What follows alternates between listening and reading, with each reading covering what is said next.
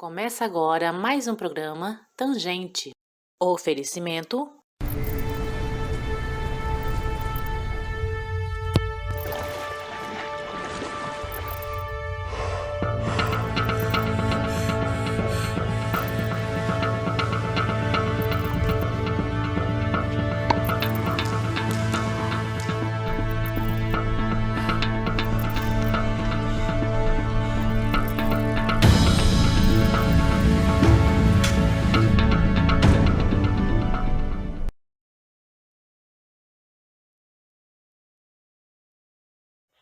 Unha encravada? A Zancopodologia cuida dos seus pés. Rua Ambrosina de Souza Silva, 193, Nova Esperança 1, em Cuiabá. Nasci inexplicavelmente para ser poeta. Né? Quem falou isso foi nada mais, nada menos que Lorenzo de Jesus Miranda Falcão. Lorenzo, seja bem-vindo ao Tangente. Um grande prazer. Eu também sou tangente, como você, como as pessoas que vão acompanhar a gente aqui, né? Quando necessário, eu saio pela tangente também, tá? É necessário, né? Precisa algumas vezes para evitar a fadiga, né? Como ele já disse, o nosso convidado de hoje é tangente quanto eu, quanto você, Lorenzo Falcão. E eu preciso começar o programa fazendo aquela pergunta, usando do nosso linguajar cuiabano, como todo mundo já acompanha, né? Perguntando para você das suas origens. Gente de quem que você é, Lorenzo Falcão? Então, eu sou do povo lá do Livramento, da parte aqui de Mato Grosso. E também sou do povo de Livramento, da parte do Rio Grande do Sul. O meu pai nasceu em Santana do Livramento, na fronteira com o Uruguai. E a minha mãe nasceu aqui, em Livramento, aqui em Mato Grosso. A minha mãe, aliás, já está acompanhando a gente aqui pela live. Tá? Que bacana! Ela me acompanha. Eles moram no Rio. E a minha mãe é bastante ligada em Facebook, Instagram, WhatsApp, e ela se diverte com essas coisas e faz um auê na família, né? Isso é muito bom, muito saudável. Qual que é o nome dela? Rosa Miranda Falcão. Dona Rosa, um grande abraço para a senhora. Eu admiro muito o Lorenzo Falcão, né? Aqui em Mato Grosso, a gente se espelha nele, né, para seguir o caminho do jornalismo e também da poesia, né? Quizá um dia eu consiga escrever coisas belas e ao mesmo tempo provocativas, igual o Lorenzo vem fazendo com os livros, e também como ele faz lá no blog dele, né? Tiranos Melancólicos. Foi por lá que eu conheci o Lorenzo, o primeiro contato, e aí eu falei, mas o que é isso, Tiranos Melancólicos? E eu achei que era uma coisa que falaria de dinossauros. Né? Aí fui pesquisar, falei, não, é do Lorenzo, né? E nós já tínhamos nos encontrado aí nos bastidores. Lorenzo, para quem está chegando de repente não conheça, Lorenzo é poeta, jornalista, né?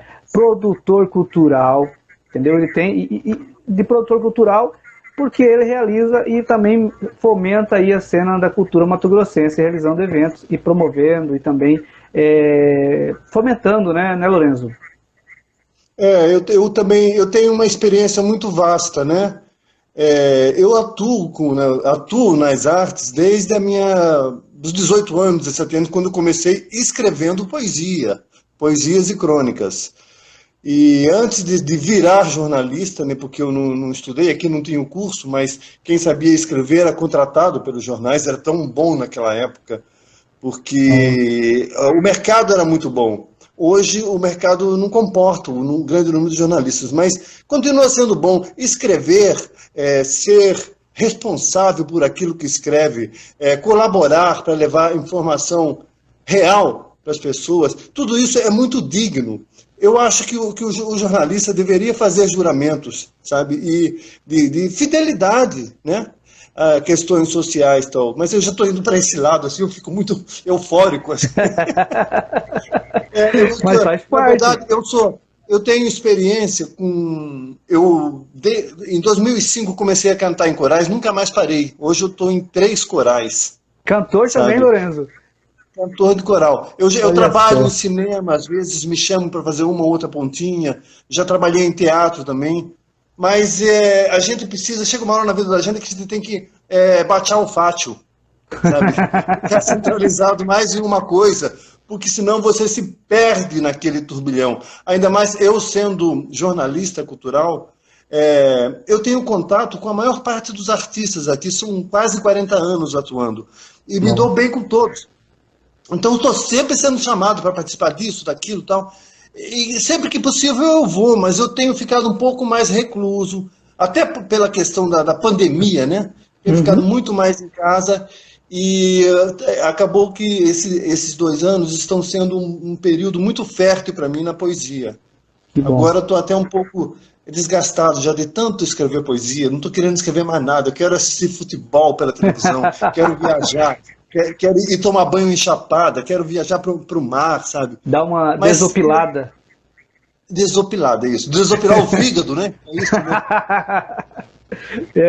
Lorenzo, a gente vai estar avançando no assunto, mas antes, até para contextualizar quem está assistindo, eu quero entender, né, da sua infância, o menino lá, o Lorenzo, né?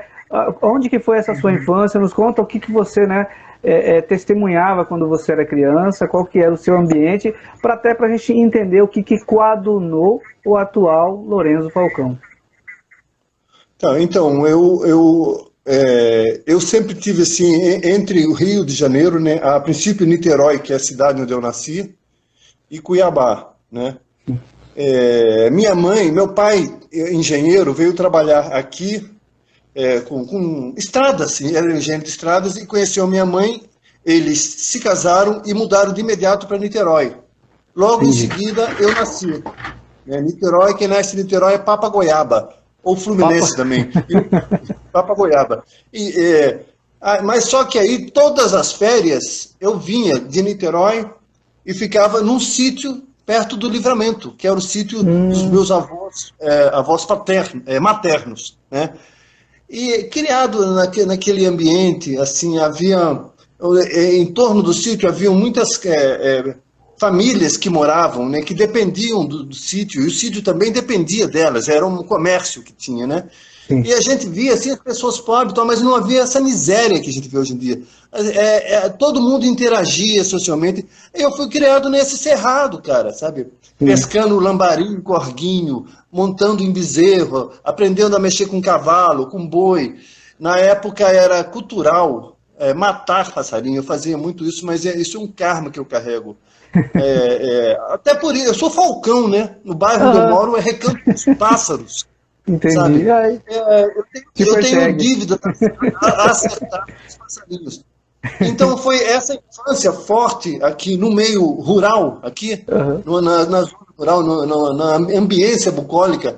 Isso ficou cravado para sempre na minha memória. Apesar que em Niterói eu morava a 3 quadras da praia e era um lugar lindo também. Eu vivia a maior parte da minha vida assim, sentindo saudade do mar quando eu estava fora de lá. Até que chegou um tempo que passou isso, sabe? Hoje eu prefiro até o mar do Nordeste, que é mais morninho e tal. Às vezes no Rio de Janeiro a água é muito fria. Eu não gosto de ver. Você já viu o cuiabano gostar de água fria? É complicado. É besta, meu. Não vou nele. Mas não precisa ser tão quente como você está agora, né? Você liga a torneira, a água sai morna, cara. Dá para fazer café, né? Da torneira, se brincar. Dá pra fazer café. Então você cresceu ali naquele ambiente bucólico, naquela fazenda. Desde então, você já testemunhou e conviveu com aquele espírito cooperativo, né? Com aquele espírito de comunidade, onde a pessoa fazia lá pegava a empreita e chamava os amigos para ajudar, pegava a terra para plantar e plantava a meia, né? Vamos plantar a meia, fulano, a gente planta aqui, você fica com ela, a gente divide. Era quase um escambo como viviam aquelas comunidades. Essa comunidade cooperativa, né? De um ajudar o outro, quando precisar, uma mão lava a outra, literalmente como era assim, antes. Né? E as pessoas eram assim, eu lembro que eu tinha muitos amigos que eram filhos desses peões, né, dessas famílias mais humildes e tal. Às vezes, e eles trabalhavam também, tinham que capinar áreas, né? Às vezes eu ia ajudá-los a capinar para terminar mais cedo para a gente jogar futebol no campinho. Mas eu passava mais as férias, né? Que quando a gente era criança, pequeno, lá em Barbacena, ou aqui mesmo em Cuiabá, as férias eram de 2, 3 meses. Aí depois que foi minguando essa história de férias, né? de férias, Uhum. que coisa chata, né? Era melhor antigamente. A infância, eu costumo dizer que é o melhor período da vida da gente. Se você tem uma infância livre, aberta, que você está louco por experiências, sabe? Você está louco para aprender, e quase que qualquer paixão te diverte, sabe? A companhia de um adulto disposto a ensinar, de um jovem disposto a te ensinar as coisas da vida, a conversar com você, brincar com você. Isso é importantíssimo, né? Depois, antes de ir para esse lado de jornalismo, depois eu sou formado em educação física. Eu dei aula para crianças pobres, para crianças de escola Rapaz! pública. Aham. Porque eu sou muito grande, eu tenho 1,90 m. E nessa história de viver Eu no sítio, percebi. Quando eu chego perto de você, eu percebo. pois é, eu desenvolvi muito um lado atlético, jogar futebol, jogar pelado e tal. E grandão, comecei a jogar basquete também. Aí, nossa, esporte é algo que você, se você puder, não deixe fora da sua vida. Quando você é criança, você, depois de velho, você só vai se machucar, não inventa moda.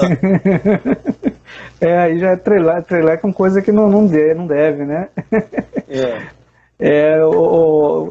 Depois de idoso, vai fazendo uns esportes mais, né, só para dar uma alongada e tudo mais. Mas eu não sabia que você tinha feito educação física, isso aí nem passar na cabeça, mas que vida, que acúmulo de conhecimento que você tem, Lorenzo. Certo. Quando que você começou a escrever? Quando você se descobriu escritor? Então, tem uma história que fala, assim, eu acredito nisso, assim, que você, a pessoa para ler, para gostar da leitura, ela precisa ter o acesso àquela leitura. Quando eu nasci em Niterói, fiquei morando lá, vinha só passar as férias aqui, mas depois eu ficava num apartamento em Niterói. Nesse apartamento tinha uma biblioteca, né? E sem contar que quando eu estava na barriga da minha mãe, o meu pai, que é engenheiro, ele também, desde a mocidade, ele estuda canto lírico. Ele é cantor de ópera, de áreas e tal. Então, na barriga da minha mãe, eu já ouvia essas coisas. Áreas famosas de óperas e tal. Eu fui educado com essas artes. E, no convívio com os livros, eu me lembro que eu pegava um livro assim e olhava assim e falava que eu achava impossível. Eu me lembro disso firmemente da minha infância. Como que uma pessoa consegue escrever tanta coisa e botar dentro de um livro, né? Eu ficava encantado com isso, né? Aí daí eu logo me alfabetizei e comecei a folhear os livros. Tinha uma coleção de 5 volumes, que era do Dom Quixote, que tinha uns desenhos também. O desenho é tudo para uma criança, né? Mas logo eu aprendi a ler e tomei gosto por leitura mesmo. Tanto que eu comecei a ler já com acho que 8, 9, 10 anos, já comecei a ler algumas literatura mesmo, literatura infantil. Eu não passei pela fase do gibi, que a maior parte das pessoas passa na adolescência e tal. Daí eu fui só direto para a literatura mesmo. Eu queimei essa etapa, porque é importante passar pelo... O gibi é uma coisa tem a ver com a contracultura americana, né? É uma forma de... as artes visuais também beberam muito do gibi. O gibi é uma coisa assim, entre literatura e cinema, uma coisa, sabe? Eu sinto falta. As pessoas falam de autores de gibi, tá, mundiais, então eu fico assim, não conheço, não sei. Mas aí foi... quando eu fazia o ensino básico, hoje é básico, né? Ensino é básico e fundamental, né? Antigamente falava-se primário. Aí eu já escrevia redações. A gente ficava lá perto do ginásio. Isso, aí depois ia pro ginásio. Mas você não é desse tempo não, né? Eu sou. Eu peguei o primário, o ginásio, né? Quando eu cheguei lá para o segundo grau, na época que acabou o propedêutico, que acabou os cursos técnicos. Aí iniciou o propedêutico. Lá na escola técnica? No IFMT? Não, nas escolas normais, eles tinham o segundo grau, era técnico, né? Você podia fazer contabilidade, administração, tudo mais. Na minha vez, ir para o segundo grau, acabou. Entrou a história do propedêutico, que é o geralzão ali, e eu não consegui entrar numa profissionalizante, assim, no nível segundo grau. Mas você fez comunicação, né? Fiz comunicação, formei agora depois de adulto e terminei agora em 2019 jornalismo. Depois de velho, terminei agora em 2019, né, jornalismo na UFMT. Então você já cresceu desenvolvendo esse lado da leitura, né? E como que foi a experiência do primeiro livro? Que eu sei que você tem alguns livros já publicados, né? E depois a gente vai falando e vamos chegar até nas abobrinhas. Mas o primeiro livro meu que eu publiquei, isso? O primeiro livro que eu publiquei? Isso. Como que foi essa experiência do primeiro livro? É esse aqui. Sobe mais ele, deixa eu ver. Ah, Motel Sorriso? Explica esse nome. Que legal. Esse livro aqui, eu ganhei um prêmio, Mato Grosso Ação Cultural, que era o prêmio, foi em 2001, 2002, eu acho. E tinha várias categorias, teatro, eu ganhei em literatura, concorri com mais de 200 pessoas de todo o estado. Quem fazia o prêmio era o Mário Olímpio. Hoje acho que o Mário não está mais aqui. Aí eu escrevi uns contos, mandei e ganhei, sabe? Aí essa foto aqui é quando eu viajei para Sinop, em 82, 83, não tinha nada em Sorriso. Sorriso fica antes de Sinop. A gente passou, tinha essa placa, Motel Sorriso. Aí eu desci essa que tá, esse sou eu, esse magrelo aí. Eu tô beijando a Fátima, minha esposa. Que legal, não é uma arte ali, é a placa mesmo do motel, e a foto é verdadeira. E só tinha a placa, não tinha nada. Era um motel a campo aberto. Aí o Rodrigo Aguinolão fez essa capa, é um livro de contos. Contos não é a área que eu mais pratico, digamos. Eu escrevo contos e tal, mas eu fico mais à vontade com poesia, porque para mim é mais simples. Termina mais rápido. Entendi. Eu gosto de começar uma coisa e terminar. Né? Às vezes o conto você fica emperrado ali e fica patinando, não sai do lugar, cara, sabe? Isso me dá sabe, até a orelha começou a coçar aqui agora. A poesia não. Você no máximo, você dá uma enganada e depois eu coloco. Eu tenho uma pasta assim, poemas incompletos. Que aí eu falo, mudar essa estrofe, mudar o título. Ou, às vezes, sumir com ele, sabe? Mas o que chama atenção, o que eu acho que chama atenção na minha poesia é que, assim, eu escrevo, tudo para mim entra na poesia, inclusive o palavrão, sabe? O nada tem que estar na poesia, sabe? O amor, o fazer... Eu sou muito repetitivo, eu escrevo muito sobre fazer poesia, sabe? Mas, então, com essa temática tão variada, eu tenho uns leitores vários também. Aí, quando eu escrevo um livro, eu falo, puxa, acho que esse poema aqui, acho que não vai dar muito certo, não. Acho que ele não está muito bom. Então, aí vai ver, é um dos que as pessoas mais gostam. Mais gostam. Aí tem outro que eu escrevo e falo, nossa, eu arrasei com isso aqui. Aí o cara fala, olha, acho que você devia tirar esse poema do livro. Eu duvido. Acontece isso, cara. Deixa eu te falar uma dica legal aqui para literatura. Eu vou mostrar aqui. Vamos ver. Esse outro livro aqui. Que eu lancei, enquanto você vai falar, vou só fazer um comentário aqui, ó. André Batista mandou um olá pra gente, fala Chumano. E o Zé Mota mandou um recado pra você. Ele falou assim: ainda bem que você era ruim de estilingue. Era ruim. Ainda bem que era ruim de estilingue. Henrique Maluf aqui também acompanhando a gente. O Henrique Maluf falou que eu sou um verdadeiro atleta, né? Eu já fui. Não fala essas coisas porque eu vou querer voltar a jogar em cena, então eu vou cair, vou me machucar. Opa, não. Melhor não. Então, esse livro aqui, que é o Distribuidora Falcão, Versos no Atacado e no Varejo, eu fiz junto com outros amigos, aí tem esse aqui, que é do Rodrigo Meloni. Qual esse aqui, que é do Júlio Custódio. Rodrigo Meloni, ele fala que ele gosta de dizer que ele é jornalista e ativista gay. Eu acho lindo isso. Porque tem que ter mesmo ativista. Esse aqui é do Júlio Custódio, que está fazendo doutorado no Rio de Janeiro, em filosofia. Conversar fiada é com ele mesmo. Filósofo, você sabe como é que é, né?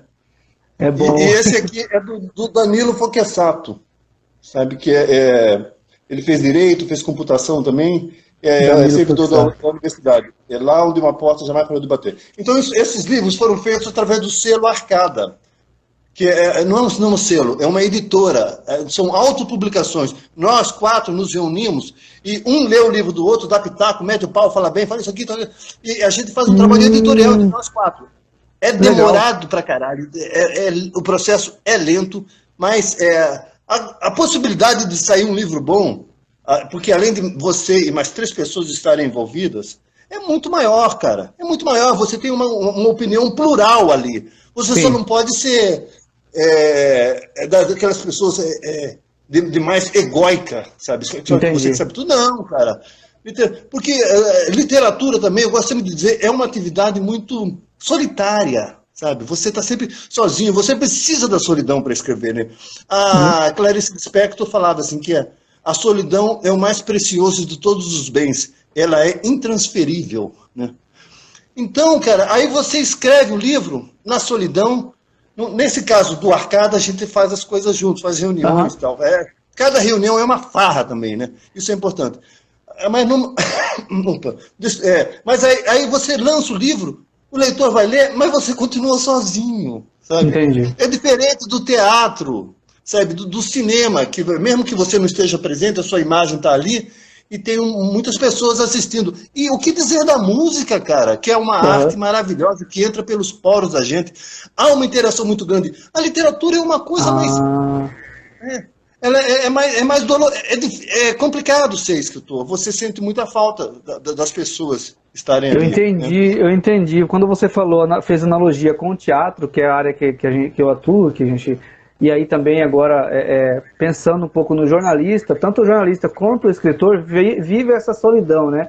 Você escreve, pare teu filho e joga para o mundo e ninguém vai falar para você, assim, poucos, você não tem essa resposta imediata de uma plateia, não está compartilhando com a plateia, a não ser quando você faz um sarau de poesia e faz uma leitura, né?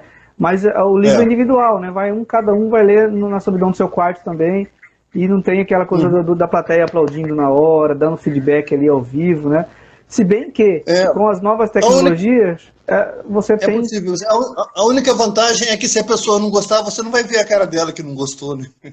Se ela não gostar do seu livro. Verdade. Hein, a Rosa Maria tá perguntando o campo de futebol lá do sítio, como que era? Agora a Rosa Miranda, é a minha mãe. É a minha mãe, a Rosa Miranda. Isso. Então, esse campo de futebol, nesse sítio, eu tinha um tio que era o tio meu. Você é cuiabano, né? Eu acho que você deve ter... Esse meu tio, sabe como que era? Era o tio Nhonhô. Nhonhô, sabe? Nhonhô. E ele tinha 5 irmãs. E ele era um cara que cuidava de todos os sobrinhos, sabe? Então, ele fez um campinho de futebol gramado lindo na frente do sítio. E bem no meio do campo tinha um cumbarueiro, uma árvore beleza! Enorme. No meio do campo? A gente jogava na sombra, desviando das raízes. e as traves, as redes eram com daquela tela de arame de galinheiro, sabe? Nossa, era uma farra. Tudo que um gurizote quer, naquele tempo que não tinha videogame, não tinha celular, você tinha uma funda, um estilingue. Mas aí depois, quando chegou a espingarda de pressão, foi um terror, cara. Os passarinhos, nossa, os passarinhos são seres maravilhosos, eles são indicadores de vida, são bioindicadores, sabe? Onde tem passarinho, sabe, tem... O nome do meu site, por exemplo, Tiranos Melancólicos, eu tenho certeza que todo mundo que está assistindo aqui já viu um Tiranos Melancólicos, não sabe definir o nome. Ele é um amarelo esmaecido, tem uma cabecinha meio cinza, meio marrom, a asa também assim. E o nome vulgar dele é Suiriri, porque o canto dele faz esse barulho. Suiriri, suiriri, ele voa e canta. Ele é lindo, ele ocorre no Brasil inteirinho. Ele só precisa que as cidades tenham árvores para ele fazer os ninhos, para ele nidificar, sabe? É só isso que ele pede, sabe?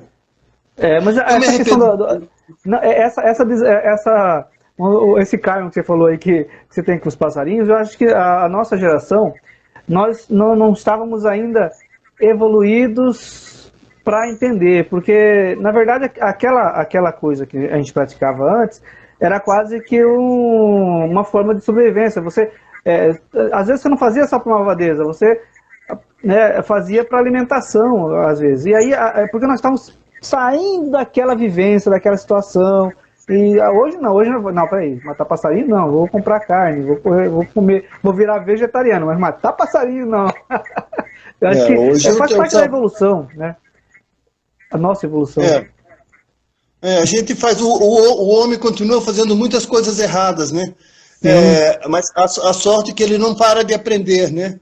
Ele só precisa ter governantes melhores. Isso é importante. Para ter governantes melhores, ele precisa ser mais crítico, saber entender melhor as complexidades e as contradições do mundo. Para isso, ele precisa ler, ele precisa de literatura. Ele não pode ficar só em jornal, sabe? Ele precisa de poesia, ele precisa de cinema, precisa de teatro, precisa de música. Ele precisa se olhar a realidade de uma forma mais sensível. Sabe? Observar e conviver com a arte é um constante questionamento. Não é uma coisa... eu costumo dizer, por exemplo, literatura é uma arte, música é uma arte, direito, educação, não vou dizer filosofia, mas medicina, são áreas de conhecimento, sabe? Que também evoluem, são mutantes. Mas a liberdade que é dada às artes é imensurável.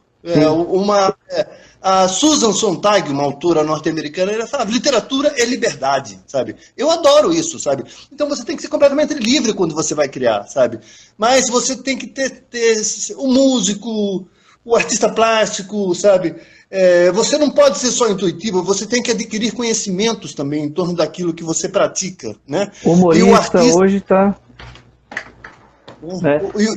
O artista, ele precisa beber em outras artes também. Hoje é muito comum. A gente tem muito acesso à informação com essas tecnologias digitais. Tudo aparece na sua mão, na sua frente, sabe? Então você tem que aprender a filtrar o que há de melhor, o que vai te surpreender mais, né? O que realmente enriquece você culturalmente para entender a sociedade. Agora, o que você escreve, sempre eu falo, é provocativo. Você escreve de uma maneira, Lourenço, que quando eu paro para ler algo teu, é isso. Você para ler. E eu acho que você vai por esse ponto. Quando a pessoa pega uma leitura para fazer, você não vai ler correndo, não é uma leitura corrida. Os seus textos fazem isso. Será o que o Lourenço quis dizer aqui, né? E você fica aqui... Será que ele só quis que eu parasse aqui mesmo para tentar entender esse ponto e vou continuar lendo? Às vezes, eu não quero dizer alguma coisa especificamente. Eu, quando estou fazendo uma poesia, eu estou me virando ali. É como o Manuel de Barros falava. Fazer poesia é manobrar palavras, sabe? Então, às vezes, eu quero dizer uma coisa, mas a palavra que eu queria dizer não deu para usar, então eu mudo o que eu queria dizer. Eu vou ler um poema meu. O leitor fica louco, que o leitor quer interpretar. O leitor quer como a gente fala quando está no final da história, você quer aquela... A síntese do poema. Isso, a síntese do poema. E não tem, você fala, e aí? Ou se tiver, tá do outro ponto que ele nem imaginava que era. A arte é assim, né? Às vezes, você faz uma pintura, eu acho que é o exemplo mais fácil de falar aqui, nesse sentido, para exemplificar. O cara faz uma arte, né, uma pintura, e alguém vai observar aquilo, aí é interpretativo. Cada um vai colocar suas emoções e seu ponto de vista ali. Assim é tudo na vida, né? O ponto de vista. E para que cada um não vire uma guerra, eu acho que tem que ter a questão cultural, né? Para você conviver com culturas e saber que uma cultura é diferente da outra, e saber que tem limites, e saber que quando você abre a boca, como, por exemplo, a gente vai falar dos governantes, quando eles abrem a boca para falar alguma coisa, ele está indo contra alguma cultura, ele está indo contra uma situação, e aí ele está jogando uma cultura contra outra, povo contra povo, torcedor contra torcedor, como se fosse time de futebol hoje, está muito complicado. E aí, ao escrever, a cultura nos tira desse lugar e nos faz repensar isso. Às vezes, ele está fazendo só política, né? Uma política rasteira, vil, mesquinha e baixa, né? Eu vou ler um poema meu aqui. Tá? Chama-se Pinguim. O pinguim é o santo da geladeira. Cumpre que fique sobre ela a fim de largar de besteira e animar a festa da cozinha. A casa toda, aliás, é uma festa. Olho pela fresta da porta da cozinha e vejo o pinguim sobre a geladeira. Ele está imponente e atrás de si tem apenas um iglu imaginário, todo feito de cubinhos de gelo. Está quente pra caralho e vai derreter essa merda toda. Meu Deus. É uma ida para beber água na geladeira e você olhou, parou, olhou e falou, não, peraí. Isso aqui é um contrassenso. Eu acho o máximo o pinguim em cima da geladeira. Eu acho muito conveniente você ter um pinguim na geladeira. Mas eu tenho pena dele por causa do calor de Cuiabá, né? Coitado, ali se derrete todo. Lorena. Eu vou aproveitar e ler mais um aqui, ó. Vamos lá. Esse aqui é o nome do livro, tá? Mundo Cerrado. Esse é o poema, nome do livro. Na paisagem do cerrado, a folha seca seca a lágrima do tamanduá. Como procurar no chão a sombra da asa do urubu? As perguntas parecem vespas, vêm de cima, dos lados e de baixo, e me atingem na hora mais cheia do sol. Aqui no cerrado, dizem, já amanhece meio-dia. A economia do vento, que rarefaz a chuva, só precisa dar tempo ao tempo. O pé de piqui me dá saudades do amarelo, e a casa de marimbondo brinca de zumbir na minha imaginação. Entre as árvores tortas do cerrado, meus versos procuram o fim da picada. Aqui dá para você interpretar de várias maneiras diferentes. Sim. Agora, o que eu queria dizer sobre artes, no geral, é mais sobre, por exemplo, cinema e literatura, que são as artes que eu mais, digamos assim, que eu mais estudei. Porque, por exemplo, eu escrevo resenhas, comentários sobre isso. Não é a história em si que vai caracterizar a grandeza da obra, sabe? É a forma como ela é contada. É aí que está o dedo do escritor, aí que está a cabeça do cineasta, sabe? É a narrativa. A arte você vê nisso. A história, por exemplo, dos maiores livros de todos os tempos, que é o Ulisses, do James Joyce, é um cara o tempo inteiro achando que a mulher dele está traindo ele, tá? Aí ele está com um sabonete no bolso, aí ele vai subir uma torre, aí ele fica encucado com aquelas coisas, tal. Esse livro tem 1000 páginas e a história não existe, basicamente, sabe? Mas é o jeito como o cara narra a história. Aí que está a arte. Desde pequeno eu vim com aquela história assim, a mensagem do filme, a mensagem da história. Que mensagem nada, rapaz. Tudo bem, às vezes tem, está bem claro ali e tal, mas você não deve assistir, não deve procurar, até ver um quadro, ouvir uma música, achando que aquilo vai trazer uma mensagem clara e límpida para você. Você tem que se entregar àquilo, porque aquilo vai... a forma como a arte transforma, produz transformações, é uma coisa intrínseca. Às vezes é mais aparente, às vezes não é. Aquilo vai somar com uma série de outros eventos, sabe? E agora, de uma forma ou de outra, vai abrir a sua cabeça, vai dar uma martelada na sua cabeça para você aprender a pensar de uma forma para além do cognitivo. A gente não pode ser só estupidamente racional ou irracional. Você tem que ser sensível. Isso. Né? Tem que se abrir para que a mensagem te transborde, te leve. Eu tenho uma falha comigo, que é o seguinte: quando eu leio algo, eu tento me colocar na cabeça do autor, e é isso que você está falando. Deixa de ser racional, Demetrio. Só lê, só curte aquele momento, só curte aquela poesia.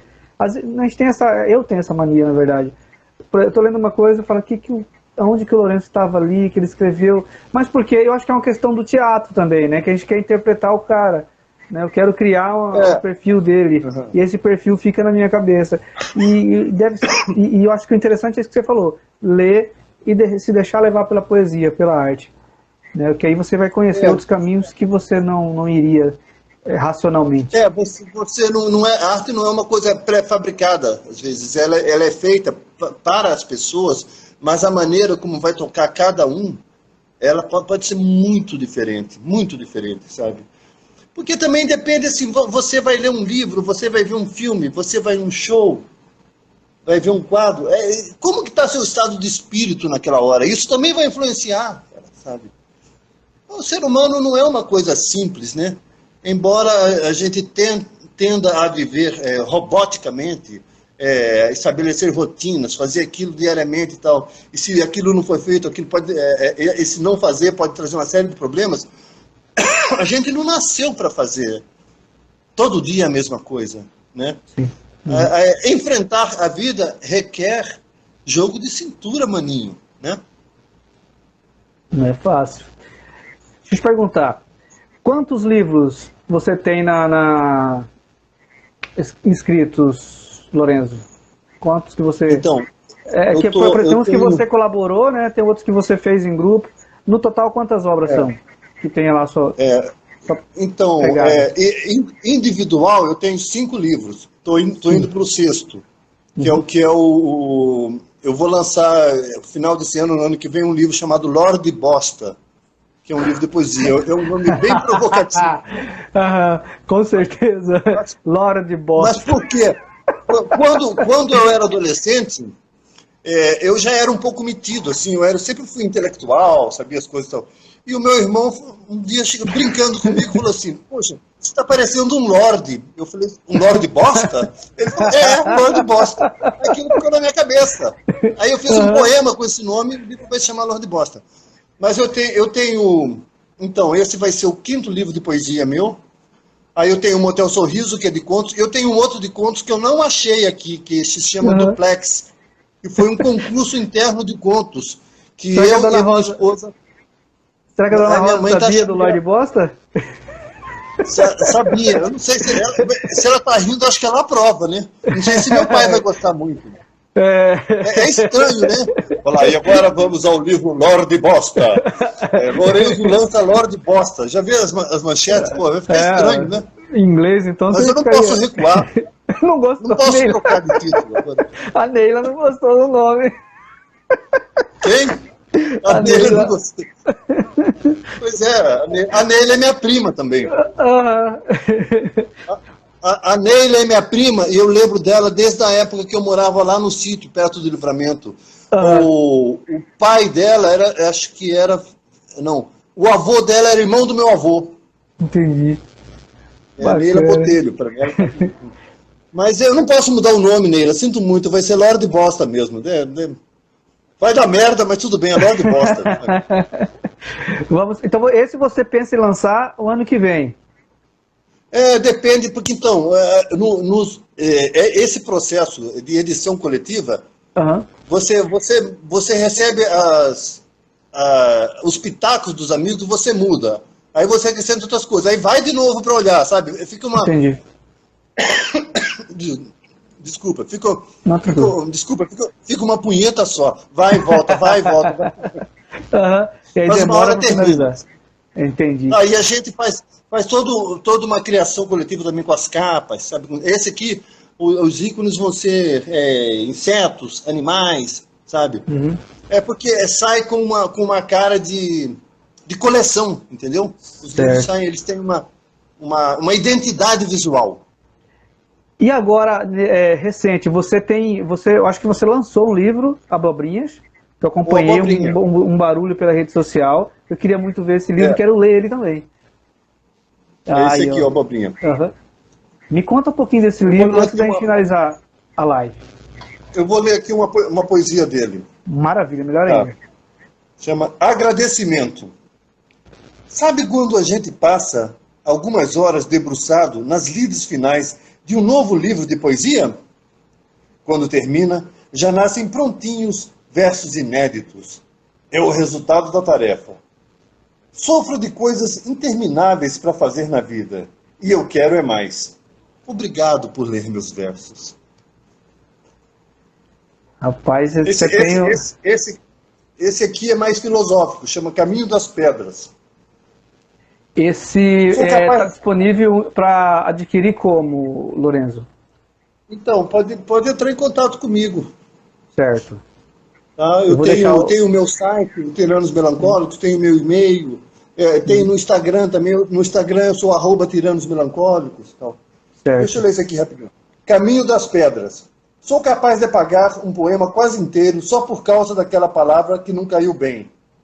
Mas também posso insistir até o fim naquilo que não era para ser. Os melhores momentos da vida e da poesia são esse corpo a corpo, esquinas e encruzilhadas, caminho das pedras que ninguém sabe ensinar para ninguém. Não é fácil fazer poesia, é difícil. Rapaz, eu preciso ler esse livro, que eu acompanhei o barulho todo que fez pela rede social, que eu acompanhei você na rede social, e falei, eu não consegui ir no lançamento dele, então eu vou também entrar em contato com você depois. Nós temos um lançamento para o ano que vem. Como que é? Você, por exemplo, você só faz uma projeção, né? Começo do ano, meados do ano. Você nunca escreveu com prazo, igual a gente escreve para jornal, né? É uma outra pegada, né? Não, tem um prazo, né? Mas normalmente, por exemplo, esse livro aqui, ó, Motel Sorriso, quando eu ganhei, eu tive que rever, são 10 contos, eu tive que rever todos os contos, eu tinha um prazo para terminar isso, é uma corrida quanto tempo. O Abobrinha, eu ganhei um edital, né? Edital municipal da Lei Aldir Blanc, né? Sim. Eu tinha prazo para saber. Eu sabia que haveria assim, prorrogação de prazo, tal, não sei o quê, mas eu não gosto. Eu me estabeleço prazos e procuro cumprir. Mas com os livros do Arcada, esses livros coletivos, eu estou tendo dificuldade para cumprir. Eu estou atrasando, por exemplo, o volume dos livros, porque eu estou demorando para aplicar as correções no meu próprio livro. Entendi. Eu fiquei dois anos quase embalado, escrevendo muita poesia, e acho que estou passando por uma espécie de esgotamento, né? O site em si, o Tiranos Melancólicos, que eu já leio, tenho que ler, estou sempre lendo contos, trechos de romances e tal, estou sempre lendo poesia, porque eu sempre reproduzo poesias e contos ali. Já me dá uma trabalheira lascada. E divulgando. Estão acontecendo ainda muitas coisas em Cuiabá, né? O meu foco é Cuiabá. Graças à Lei Aldir Blanc, muita coisa boa acontecendo, sabe? E eu divulgo essas coisas, e às vezes são matérias grandes, eu tenho eu recebo, leio aquilo, para editar, eu sou profissional, eu faço as coisas para fazer bem feitinho, e o resultado as pessoas costumam gostar. Essa vida de jornalista me deu muito acesso a novas amizades, muita cultura, eu sou colecionador de obras de arte, sabe? Eu participei de uma porrada de filme, já escrevi, atuei em peças de teatro, sabe? Livros ainda não tem tanto. Eu fui parar até na Academia de Letras, sabe? Que é um lugar totalmente inusitado. 12ª cadeira da Academia Mato Grossense de Letras, que é ocupado por você. Eu não consigo lembrar nunca, é a 12ª, eu não me lembro qual que é o número da minha cadeira. Olha só, já ia passar aqui, o currículo é extenso mesmo. Você, no estilo, hoje na rede social tem uma frasezinha que aparece um gurizinho falando assim, ó. Minha avó já dizia, você vai ver coisa, você vai ver coisa. Você já viu coisa, hein, Lorenzo? Já vi coisa, né? Eu já tenho, assim, eu sou maduro há mais de 40 anos, né? Porque eu amadureci um pouco cedo. Eu saí de casa com 18 anos, fui morar, morei com minhas tias aqui, mas depois morei numa república, comecei a trabalhar, a tocar minha vida sozinho. Tudo isso faz a gente amadurecer, né? Aí eu caí para o meio das artes, né? Comecei a andar com... Artista sempre é meio marginal, né? Eu pertencia a essa marginália, sabe? E todo dia à noite saindo e tal. E essa vida boêmia, artista, foi também minando a minha vida de atleta. Porque é incompatível, né? Jogador são opostos, né? Não dá certo. E aí depois eu achei bom, porque não é saudável praticar esporte depois de velho. Você tem que... Faça a sua caminhada, faça a sua natação. Agora você vai jogar, é perigoso se machucar, a recuperação é mais lenta, sabe? Porque quando você está jogando, eu sou assim, eu estou jogando, eu sou arretado, eu quero correr, eu quero fazer um gol, eu quero fazer a cerca. Aí nesse ímpeto, você se fode, você se arrebenta, cara, sabe? Machuca os outros. Você não está jogando futebol, mas eu te vi como trilheiro também, né? Isso aí você não colocou no currículo, né? Eu vi você trilheiro, escalando morro, andando no meio do mato ali, eu vi umas postagens dos outro dia. Acho que você estava desbravando o cerrado aí, hein? Que aqui perto de casa tem uma... Eu moro num bairro periférico, tem uma área de cerrado em excelente qualidade. De vez em quando eu ando lá. É aqui em Cuiabá que você postou? Não parecia, parecia que era Chapada, algum lugar bem longe que a gente vai para encontrar aquela mata. Que bacana, temos mata aí. Eu vejo. Eu vejo cutias, já vi veado, tamanduá, sabe, tatu, sabe, e muitos pássaros, né, muitas aves. E é 2 quilômetros aqui de casa. Aí eu descobri quem é o dono da área, liguei para ele, ele me autorizou a caminhar lá dentro. Maravilha, bacana. Lorenzo, eu não posso correr o risco da live chegar a 1 hora, porque senão se ela chega a 1 hora ela cai e eu perco esse material. Então, Não, tá esse material ótimo. vou disponibilizar lá no YouTube para o pessoal assistir, né, editado no formato do Tangente. Eu agradeço muito você e eu quero ficar sabendo das novidades, do lançamento do próximo livro. E quem quiser acompanhar o Lorenzo, tem o site, tem as redes sociais, super acessível, um cara coração, um cara que vai te dar atenção. Quando eu comecei a fazer teatro lá, eu lembro que um dos primeiros sites que saíram as divulgações do espetáculo, teve um espetáculo que eu escrevi, dirigi escrevi e dirigi, você divulgou. Então, cara, você faz parte da vida de muitos cuiabanos, de muitos matogrossenses, tá? E eu gostaria de ter você de novo aqui para a gente bater um papo legal em um outro momento. Vamos sim, estou à sua disposição. Mais para frente eu volto, tá bom? Tá, Foi um joia. prazer falar com você e ter essa plateia assistindo a gente aqui. Tá bom? Eu digo mesmo. Olha, a Ana Helena Canavarros, eu conheço ela só aqui pelo Instagram. A Ana Mas eu Helena conheço Canavarros? o povo dela, da família dela. Eu conheço esses Canavarros, faz horas já. Vamos dar um oi aqui, ó. O pessoal da Dona Chipa entrou. Pessoal te viu lá em Tangará uma vez, me falaram, ó, eu vi o Lorenzo junto com o Ivan Scafes aqui no colégio. Aí eu falei, legal. Nossa, foi emocionante isso, cara. A gente falou para uns 400 alunos, foi emocionante isso, cara. Bacana, chegou aqui, o pessoal falou, olha, tinha 2 de Cuiabá lá, até citaram alguns nomes, e parece que eu também estava devendo vocês citaram lá, então... Foi falado lá, vocês estavam em Tangará. Legal. Marcelo Fefim, a Neila já foi, a Dona Rosa, grande abraço. Então, aí esse material vai estar lá no YouTube e eu vou estar mandando o link para você e divulgando para a galera. Beleza? Tá. Aí se você conseguir, coloca a rapadurinha de leite lá no YouTube. Se não der, fica para a próxima. Não, vai sim. Tem que dar. Beleza? Grande abraço. Beleza. Deus Um abraço para abençoe. todos vocês. Um prazer. Até a próxima, Lorenzo. Prazer foi meu. Obrigado, hein? Tchau, tchau. Tangente Cultural. Pop Art. Rapadurinha de leite. Quadrada. Marrom clarinho ou escuro. Depende do ponto. Embrulhada em papel sedoso. Sumiu da minha vida, assim como esses amores mal resolvidos que deixam a gente para trás, enquanto os anos despencam em nosso lombo. Rapadurinha de leite, volta, por favor. Já te fiz este poema e prometo tornar-te arte visual. Rapadurinha de leite.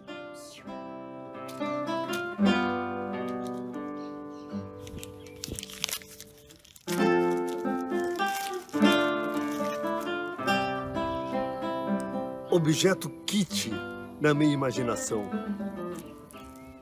Eu te amo.